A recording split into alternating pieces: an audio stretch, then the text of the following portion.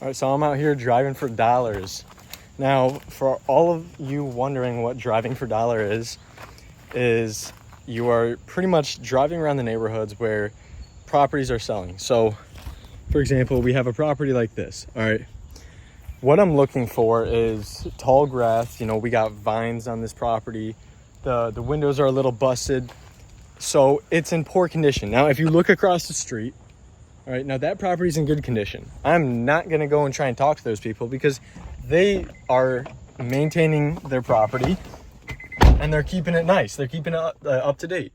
All right, I actually just had to move my car. The guy came out, told him to get lost. But that's what you're gonna deal with, all right? You're gonna have to go and door knock these properties. And a lot of times, they're not actually interested in selling. However, occasionally, you know, based on the criteria that you're looking at, they're not even maintaining that property. It's run down, it's in poor condition. So yeah, they might consider a cash offer for a lowball cash offer, all right?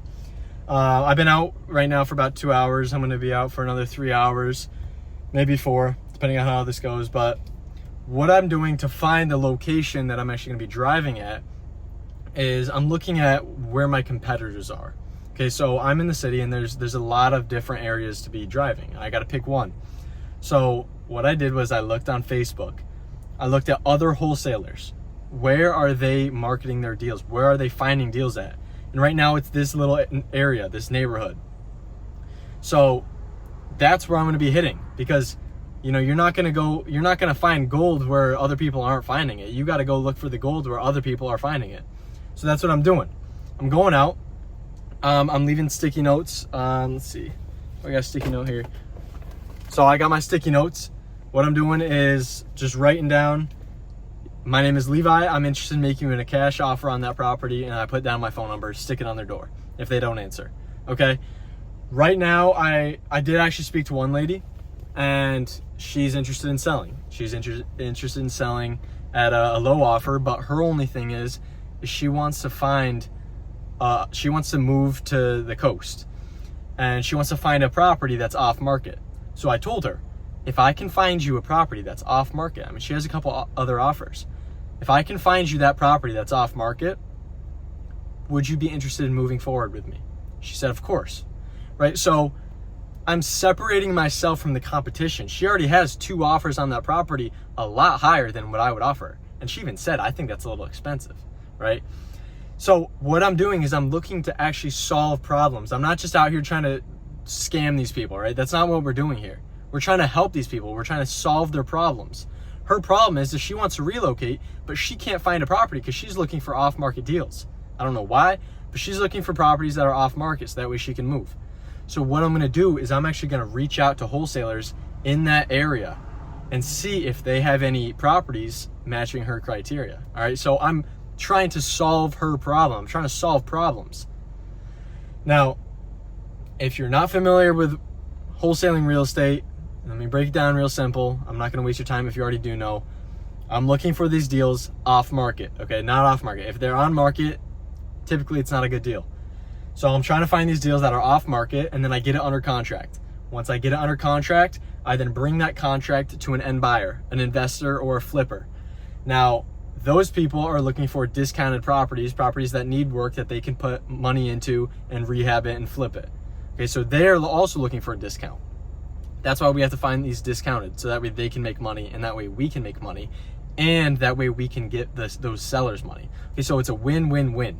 The seller's getting paid, I'm getting paid, and the end buyer's getting paid. Okay, so I'm not actually touching these properties. I'm only touching the contracts. I'm only signing the contract saying I will buy it and then just bringing that contract to an end buyer. Okay, so it's very simple, but it's tedious work. You gotta put in the man hours. And that's what I'm doing right now. I'm gonna see if I can stuff my phone in my pocket on a couple of these, if I can record what the conversations sound like. All right, so when I'm knocking at these doors, what I'm saying is, hey, my name is Levi. Me and my company, we actually just bought a property down the road and we're looking to buy a couple more this month. Would you consider an offer on this property? Now, I messed up on that one, with that lady, because she actually said, oh, what street? And I'm like, oh my gosh, I didn't even have a street in mind. So I go, Click Street.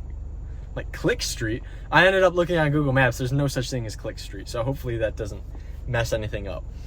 But you got to have that in mind, all right? If you're saying that you're buying other properties, usually look for things that investors have already done and use that as a reference, all right? All right, so look at what I'm doing. I'm just driving around and I'm looking, okay? Look, we're looking for properties with tall grass, kind of roughed up. They're not taken care of. I mean, it looks a little bit, but property's in good condition. Okay, so this is what we're doing. This is all it is. You're just driving around looking for properties in rough shape. Okay, so I mean, I wouldn't say that's in completely rough shape. No. All right, we're gonna keep looking. I'm gonna show you what I'm doing once I find these. Okay. Hopefully we can come across one soon. I'm gonna pause it so that way I can show you when I get one. All right, so you see this property right here? Look at the grass. All right, look, you got a mirror in the front yard. It's not taken care of. Okay, so I got back from driving from Dollars and I didn't really get much else. I put a lot of sticky notes on doors, but right now the thing that I'm excited about is that lady that I was speaking to. You remember how I mentioned how she got an offer for, I think it was $225. Okay, well, she told me that she felt as though that was too expensive and it seemed like a scam. So she doesn't even know the value of her property. Now, like I said before, the only way she's willing to sell is if she's able to relocate and she can find another property. So I'm working on her behalf to try and find her a property. And this is what I've got right now. You know, I've found a bunch of properties that might be a good fit for her in her price range. But what I found here is a property, $60,000. It's a mobile home. It's in a senior citizen community, and it's right on the bay next to the water, which is what she mentioned is that she's looking for. So I'm really excited. If I could get this for her, I would be actually so happy for her. Like, to get a house on the water and retire at such a cheap price, it would be awesome. I would feel really good about myself if I could get her this. Now the thing is, if we run the numbers, right? She thought $225 was expensive as an offer on her home. I ran the numbers, and the ARV on that property is around $450,000. And she thought $225 was expensive. Okay, now if this was a cash buyer and they were looking to get this, they'd probably have to get it around $260, $270 for it to make sense, for them to make, even then, for them to make a lot of money. They would still make a lot of money. So I could even market that for $300 if I were to get it that low. Now, what I'm thinking right now is if I can make her an offer for around $200,000 on top of finding her a property. So I really do want to help this lady. I do also really want to get this deal. So I'm doing everything in my power to get this property for her. And if we can get this property for her and we get her property under contract, that's a lot of money. That is a lot of money. So right now, my main objective is solving her problem. I'm not even really worrying about her property right now. I could care less about her property at this moment. Right now, my main objective is finding her a place to move, to relocate. And I'm going to be working almost as if her agent. I'm going to be working as her agent, trying to get her a good deal, trying to get her a good property. Now, I'm not an agent and I'm not taking a commission, but I would be taking a big chunk of commission off her home. So, you know, you can say that it's cheap or whatever and it's scammy, but the truth is I'm helping this woman solve a problem. All right. And, you know, my skill set is worth a lot. And I'm not trying to be, I don't want to be greedy. Okay. I really want to be thoughtful about this whole process. I don't want to take advantage of her. So if I need to even give her, if I'm making a lot of money on this, I will still give her a good deal so that way she walks away with some cash. Because I don't want to take advantage of this lady. She's a sweet lady, and I really just want to help her in any way that I can. All right, so to recap what we got going on right now. So that lady that I was talking about the other day, I found her that property. I sent it over to her. She still hasn't responded to me yet. So I'm actually about to just pull up to her house tomorrow and be like, yo, shawty, like, why ain't you answering my phone calls, baby girl? Because I want her property. I want her property bad. So I'm gonna do whatever it takes. I'll throw Skittles in her door or whatever it takes. I don't care. I gotta get her to sell that property. So I'm working on that right now. Now, on top of that, I was able to renegotiate with that land deal. So I had it originally locked up for 40, and I got it down to 30,000. Okay, now if you're wondering how I did that, just some simple negotiation tactics. It was pretty simple. All right, so first I just told him, I'm like, listen, I'm not gonna be able to go through this. It's too expensive, so I'm gonna have to cancel on this. Got him talking. He was pretty upset. He's like, I don't want to, like, blah blah blah. How can you not afford this? He's pretty upset about that. I'm like, dude, I'm sorry. I can't do it. And then he's we're about to hang up the phone, and like the whole mind, I knew I was gonna make him an offer or get him to renegotiate. So I'm like, I'm sorry, man. There's really nothing I can do. And he's just like, all right, well, just send over the cancellation, all that stuff. And I was like, listen though, there's one thing. If you were able to drop that price, I might be able to make something work. And then, so after a little bit of the talking, he was like, all right, the most I'll drop it down to is 32,000.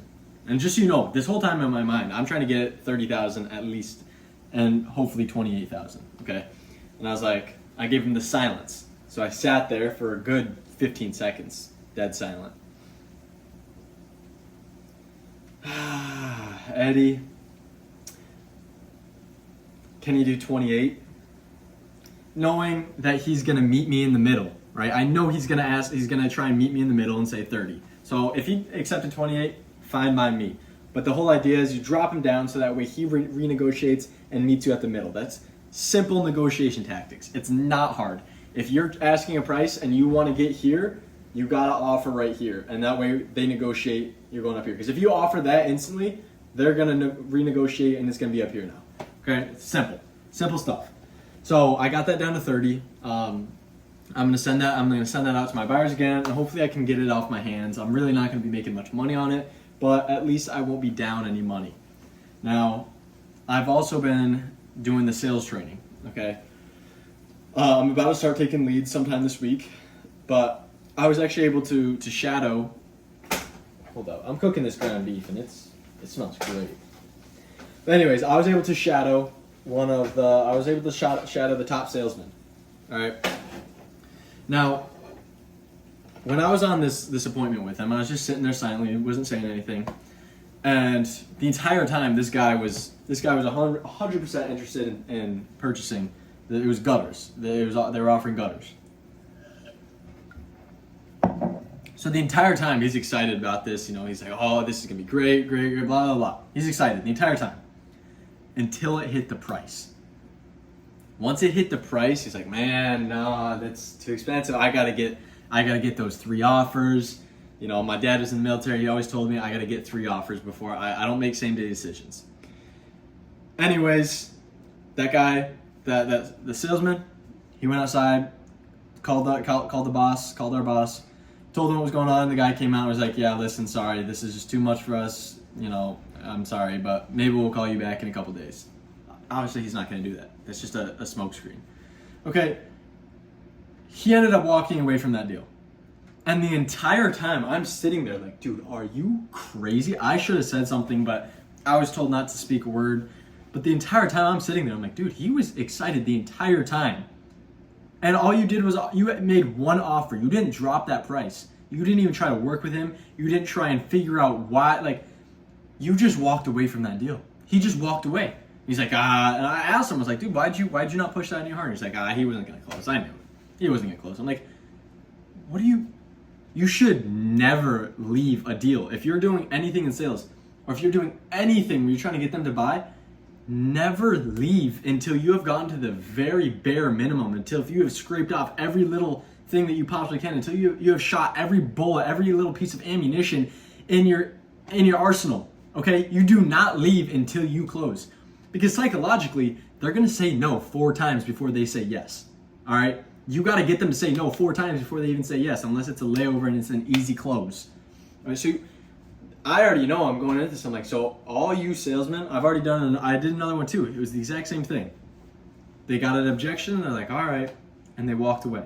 No, what are you doing? You push and you find the problem and find a solution. If they have a problem, you have to break that down, layer it. Okay, so you're good with this?